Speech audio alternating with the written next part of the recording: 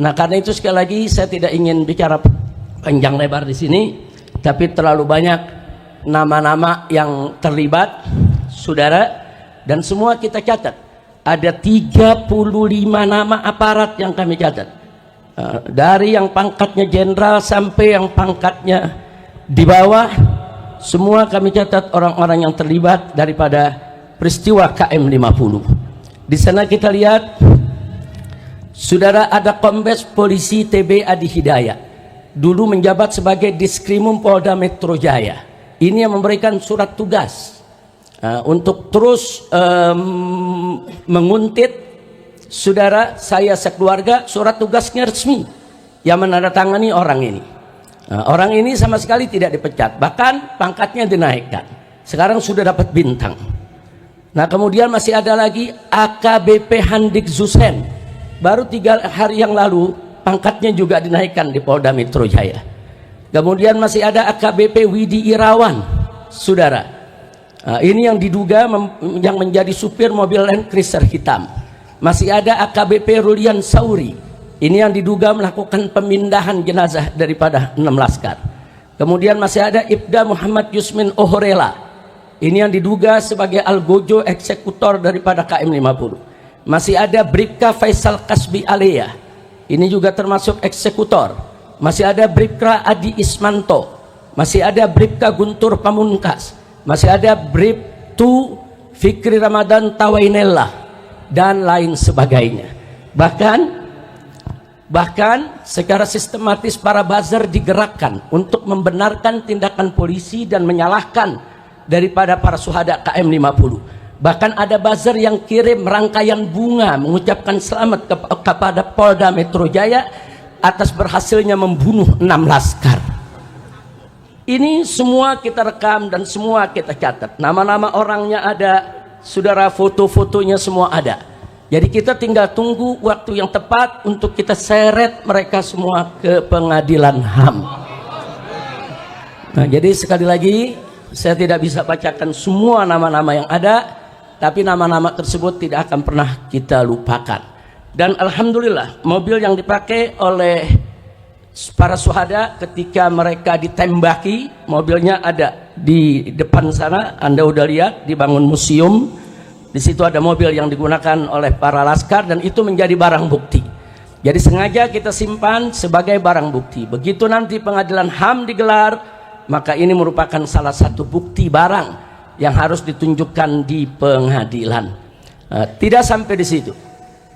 Kalau kita bicara novum, tadi sudah dibahas oleh Dr. Fadillah. Perlu kita ketahui, novum yang kita punya sebetulnya bukan hanya CCTV KM 50. Tapi tidak jauh dari pintu tol Kerawang Timur ada sebuah hotel, yaitu Novotel. Hotel tersebut saudara juga punya CCTV yang merekam aksi penembakan para aparat terhadap 6 syuhada kita. Tapi hotel tersebut kemudian didatangi oleh para aparat dan CCTV-nya semua disita.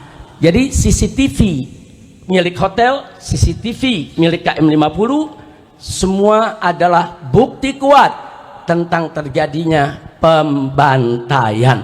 Tidak betul kalau laskar melawan, tidak betul ada peristiwa saling tembak menembak. Tapi insya Allah satu saat kita akan dapatkan semua CCTV tersebut untuk kita bisa seret semua yang ada. Dan subhanallah, Allah maha adil ya ikhwan. Allah maha adil. Ternyata tidak kurang dari 7 orang yang terlibat dalam pembantaian KM 50 adalah anggota Satgasus Merah Putih Sambo. Resmi, saudara, masuk. Termasuk yang tadi saya sebutkan namanya, yaitu Handik Zusen.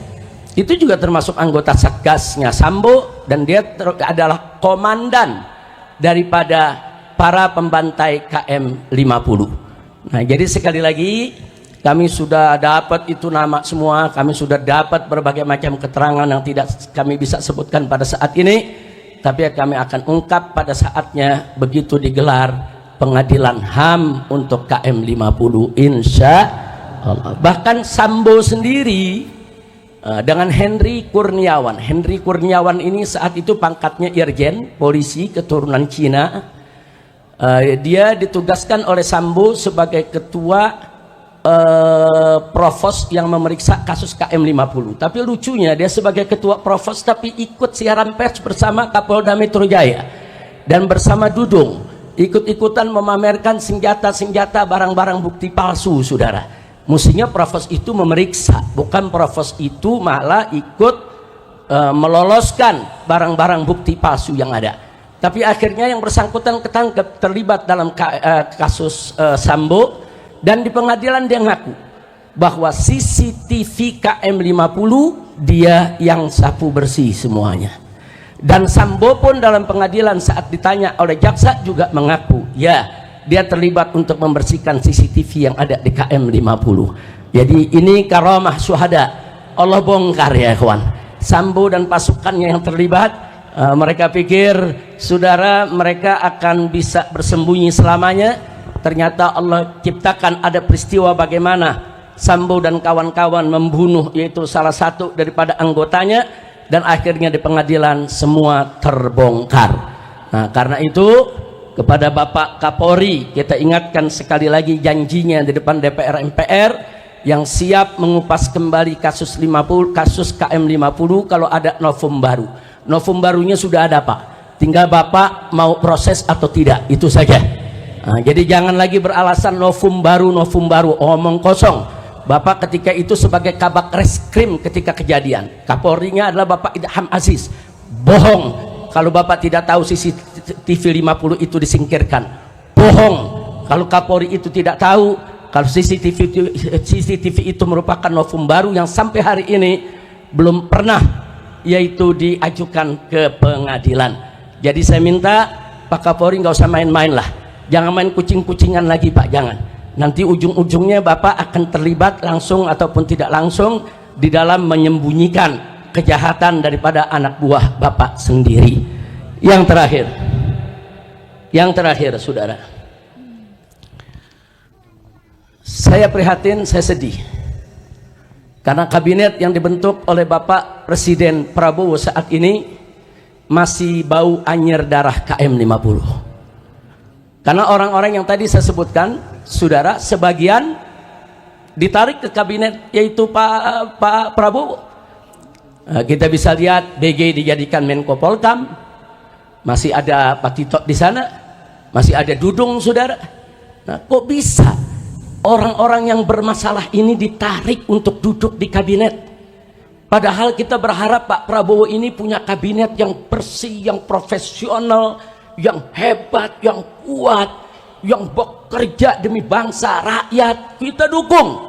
Tapi ternyata saudara, orang-orang bermasalah, orang-orang justru yang kita sedang kejar dimasukkan ke dalam kabinetnya. Maka itu kita minta dengan hormat kepada Bapak Prabowo agar semua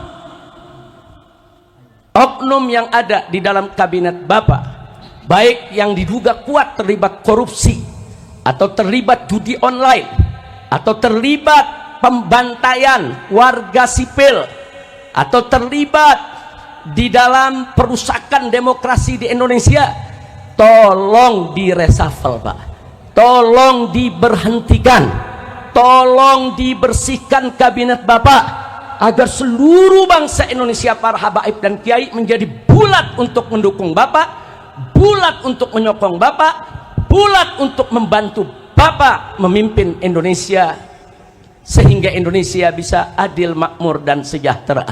Amin ya rabbal alamin. Jadi PR kita masih panjang, belum selesai karena orang-orang bermasalah di KM50 masih punya jabatan. Kalau masih punya jabatan berarti masih dilindungi. Kalau masih dilindungi berarti tantangannya masih berat. Tapi nggak usah khawatir. Kita selama ini berjuang, khususnya para pengurus FPI dan laskar FPI, anggota FPI dimanapun berada, 1000 kali kita gagal, jatuh dalam perjuangan, 1001 kali kita akan bangkit kembali melanjutkan perjuangan. Tidak ada kata putus asa dalam perjuangan kita. Setuju berjuang? Takbir. Itulah tadi beberapa nama-nama aparat penegak hukum yang diduga keras terlibat kasus KM50. Habib Rizik dengan sangat jelas dan gamblang menyebut beberapa nama-nama yang diduga terlibat. Tak hanya yang berpangkat kecil, tapi juga selevel menteri pun tak luput disebut oleh Habib Rizik Syihab.